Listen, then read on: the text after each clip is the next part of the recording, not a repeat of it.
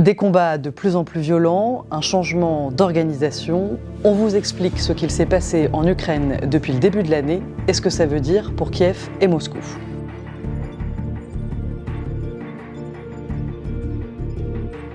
Côté organigramme, Vladimir Poutine a remercié Sergueï Sourovikine, surnommé le général Armageddon, à la tête de l'invasion en Ukraine. C'est désormais Valéry Gerasimov, chef d'état-major depuis 10 ans, qui prend les rênes de l'opération spéciale. Sourovikine n'aura donc eu que 3 petits mois pour faire ses preuves et visiblement, il n'a pas réussi.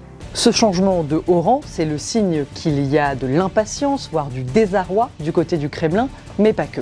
Sourovikine étant identifié comme un proche du groupe Wagner, son changement de poste, c'est pour certains observateurs un moyen de rééquilibrer les rapports de force dans les couloirs du Kremlin entre armée régulière et groupe privé. Quant au général Gerasimov, fidèle parmi les fidèles de Poutine, voici ce qu'en disait il y a peu le général français de Villiers.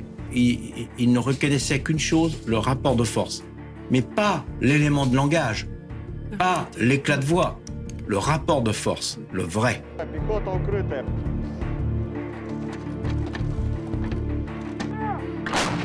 Loin des bureaux et de la diplomatie, les premiers jours de 2023 en Ukraine ont aussi été marqués par des combats violents dans la région du Donetsk. Après 11 mois de guerre, l'inquiétude c'est que les esprits s'échauffent et particulièrement ceux du Kremlin.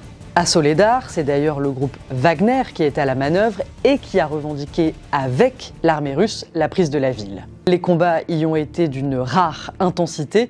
Kiev parle même de pertes significatives et de batailles sanglantes. Ces images satellites illustrent malheureusement bien la désolation qui règne à Soledar. Pour Moscou, il s'agit d'afficher, malgré de lourdes pertes, une victoire symbolique après des revers comme la libération de Kherson ou l'explosion du pont de Crimée.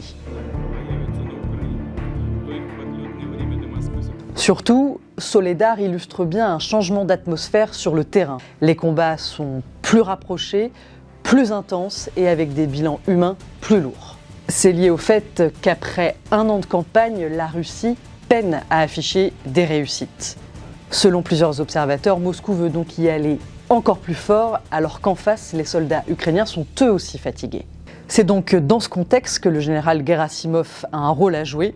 Pour les observateurs, sa nomination peut signifier plusieurs choses. Une volonté d'accélérer l'opération russe, une possible extension de l'échelle des combats, et enfin une nouvelle éventuelle mobilisation générale en Russie. Pour rappel, en septembre dernier, Poutine avait appelé au combat 300 000 conscrits.